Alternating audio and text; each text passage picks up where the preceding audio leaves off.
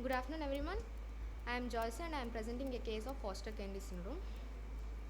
Foster-Kennedy syndrome is characterized by visual loss due to compressive optic atrophy in one eye and papilledema in contralateral eye brought on by increased intracranial pressure. The underlying cause of this condition is the presence of an intracranial space-occupying lesion that compresses the ipsilateral optic nerve, which gives rise to optic atrophy.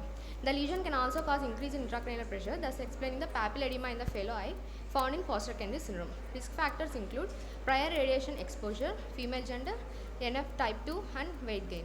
Case report: a 52-year-old male with a history of gradual painless loss of vision in right eye associated with headache, not associated with redness or floaters, not associated with ocular trauma. On general examination, he is moderately built and nourished. Systemic examination was normal.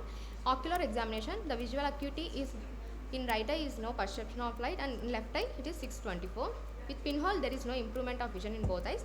Anterior segment everything is normal except sluggish pupillary reactions in both eyes. IOP in right eye it is 24 and left eye 25 millimeters of mercury.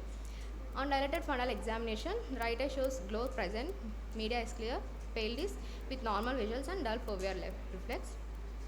In left eye, glow is present, media is clear, margins are blurred with normal vessels and dull foveal reflex. Investigations: fundus ophthalmoscopy, visual field testing, OCT, brain and orbital MRI and CT shows uniformly enhancing base of skull mass lesion consistent with a frontal sphenoid meningioma with dimensions of 4.6 centimeters into 3.5 centimeters into 4.9 centimeters. This is the fundus picture showing ipsilateral optic atrophy and contralateral papilledema.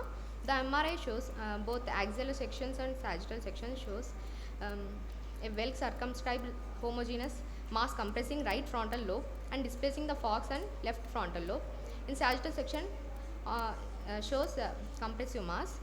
Treatment: the patient was placed on oral prednisolone 60 milligrams daily tapered to 40 milligrams daily for 1 week, then tapered to 20 milligrams for another week, finally to 10 milligrams. The differential diagnosis is Foster-Kennedy syndrome.